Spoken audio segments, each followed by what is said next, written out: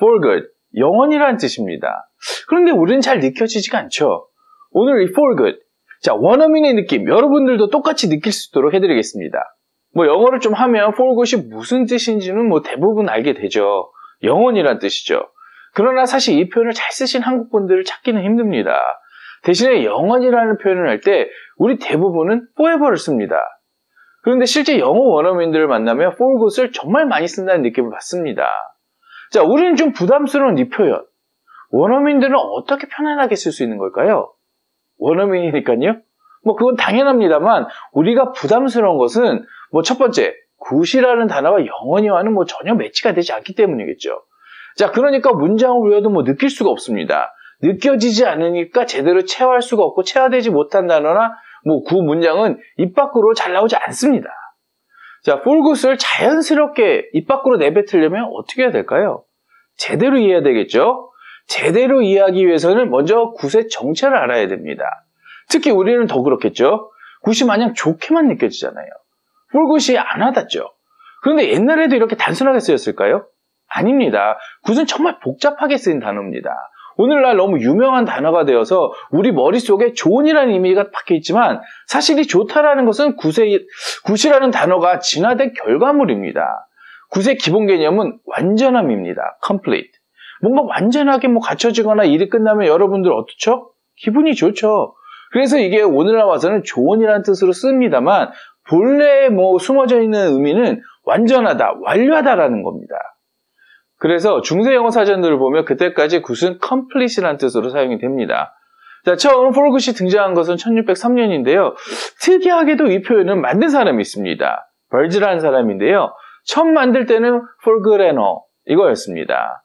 자, 여기서 굿은 complete로 바꿔보면 뜻이 느껴지죠. for complete and all. 모든 것이 완전하게 되다, 뭐 완료되었다 이런 뜻이죠. 자, 지금도 이렇게 쓰이긴 합니다만 요새는 and all을 생략해서 쓰고 있죠.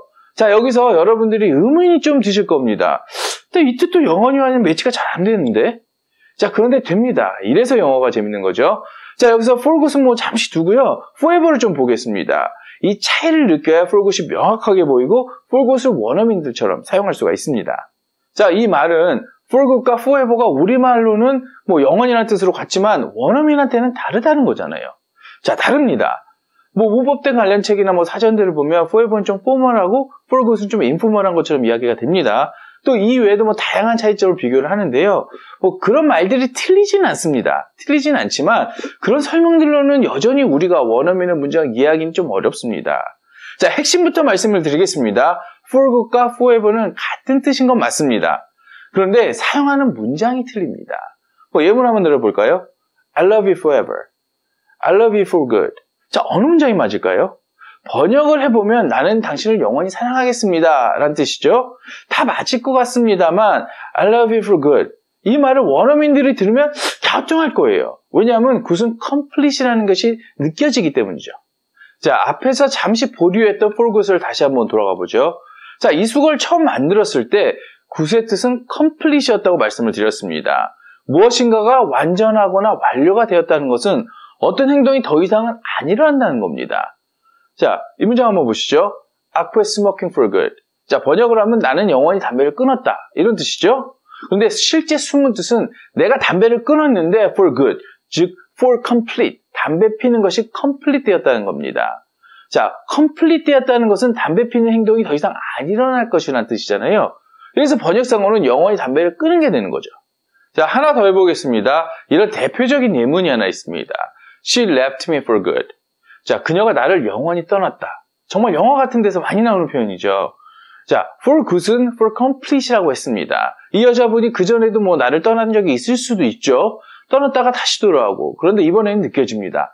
이번에 떠나는 게 마지막이구나. 즉 다시 안 돌아오겠구나. 왜요? for complete. 떠나는 행동이 끝났습니다. 뭐 다시 돌아와야 뭐 또 한번 떠날 텐데요. 그렇죠? 자, 그래서 영원이라는 뜻이 되는 겁니다. forever와는 뭐 결과적으로는 같은 의미를 가지는 게 맞지만 근본적으로는 차이가 많이 나는 거죠. 자, 이제 앞에서 했던 질문. I love you forever. I will love you for good. 자, 원어민이 갸우뚱하는 I love you for good. 뭐가 문제인지 이제 좀 느껴지시나요? 러브가 complete 됐다는 것은 더 이상 사랑하지 않겠다는 느낌도 좀 들잖아요. 물론 원어민들도 이렇게 이야기하려면 for good은 forever처럼 썼겠구나 하면서 이해는 하겠지만 어쨌든 어색합니다. 자, 간단한 결론 한번 내려보겠습니다. 자, 원어민들은 for good과 forever를 구별해서 씁니다. 같은 의미지만 다른 사용법인 거죠. 자, 오늘 우리는 가장 근본적인 접근을 통해서 for good과 forever를 비교해봤습니다. 물론 뭐 하나하나의 표현에 있어서 좀 더 디테일하게 접근해야 될 것들이 있습니다만 굿의 기본 개념이 complete이라는 사실만 확실히 잡고 있으면 그리고 문장을 보시면 원어민의 느낌, 여러분의 것으로 만들 수 있습니다. 자, 오늘도 부족한 영상이지만 여러분들 영어 공부하시는데 작은 도움이 되길 희망합니다. 감사합니다. 좋은 하루 되세요.